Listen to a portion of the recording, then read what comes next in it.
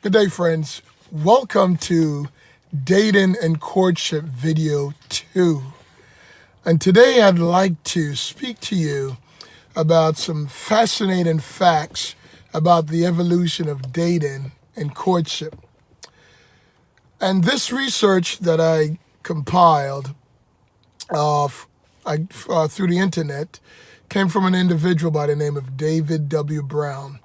And this was actually published back in April 27, 2016, 4 years ago.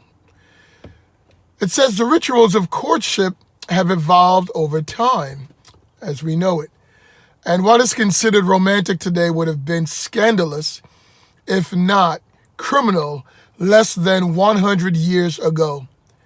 As revealed in Moira Weigel's Labor of Love, The Invention of Dating, a remarkable history of the subject, here are 10 things you might not know about dating and courtship over the years.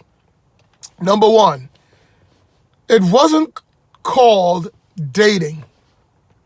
According to Weigel, date in the context of relationships reaches back to 1896.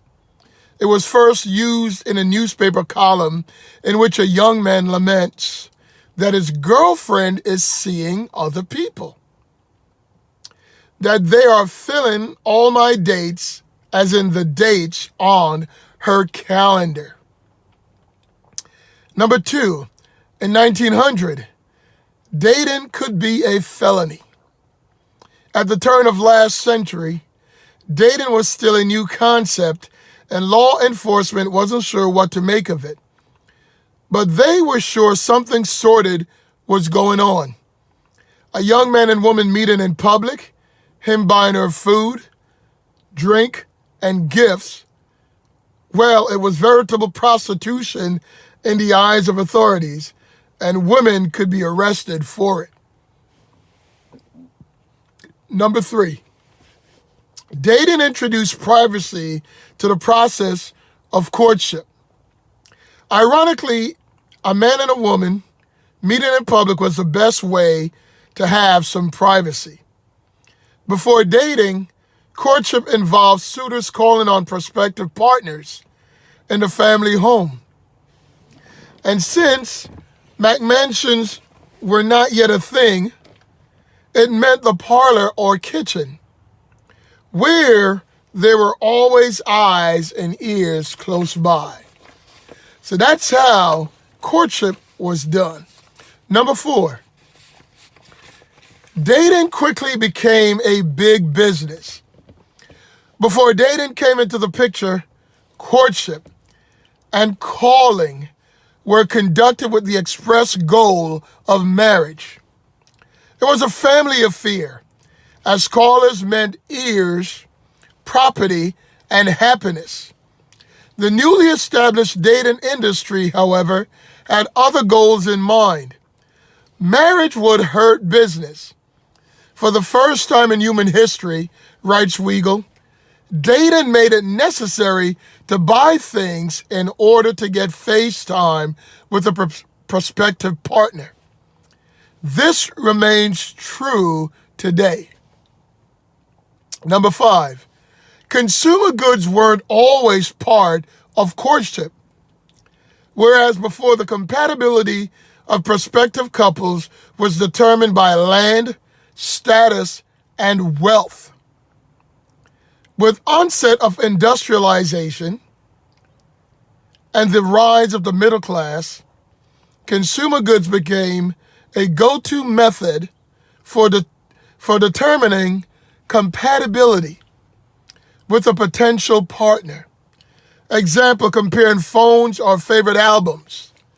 Taste would become a central element of courtship and is still used to telegraph status today, however subtly.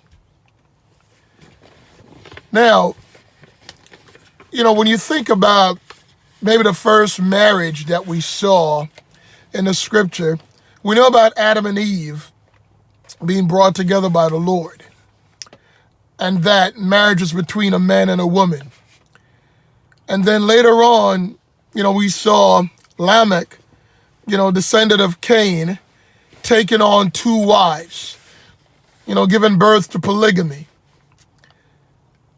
Later on, we saw when Abraham, the father of our faith, decided that it was now time to get a wife for Isaac after his mother passed, he sent his servant Eliezer, like his butler, to his people to fetch him a wife. So when we think about courtship and the idea how marriages were, how that, your parents would have picked out, that woman or man that would be our future wives. It would be a meeting of their parents. And think about it. Your parents wanting the best for you. They're not going to pick someone who they would think that you wouldn't like, someone that wasn't necessarily attractive. So a couple things. They're looking for someone of similar or even better, financial status and background and training and culturing. So, and education. They're not going to go pick up just anyone. They're going to look at family stability, and certain things that are important. So that's why many of these marriages, when you think about it, these individuals may not have known each other prior to the day they would actually meet, on the day that they were going to get married. So when we look at this, we can understand that love is really a decision. It's an act of the will. It's an act of the will. And once you make a decision to love someone, guess what? Your feelings is gonna follow. So when people would use that term, I'm learning to love someone, it has some negative connotation there, but in some sense, you can see the reality of that. Because not knowing someone at all and meeting them for the first time on the day that you're getting married, it's something that today would seem to us quite shocking. But we can see how these marriages, could last, because the parents would have selected these individuals, sometimes even while you were still young. And they would watch, this person grow, and they would have known the family because it would have been initiated by your parents. So parents to parents. So we can see how, marriage then, arranged marriage, would work, because the parents would have picked someone that was quite suitable, the best match for you. Friends, I hope that these things that are being shared with you, you would consider them. Research these things. Look into the scripture. Because one of the things that we saw early in scripture is that, it is important, about who you select for your wife. I know people sometimes will say that, God told me this is going to be my husband, this is going to be my wife, and that may be that for you. But the majority of the times, it's us that chooses our mate. Because marriage is an act of the will. If you have not yet subscribed, why don't you do so? Take the moment to do that. And hit that bell so that whenever a video is uploaded, you can be in the know. Join me next time as I continue with this list of fascinating facts about dating and courtship. I am Lincoln Johnson. Take care, my friends. God bless you.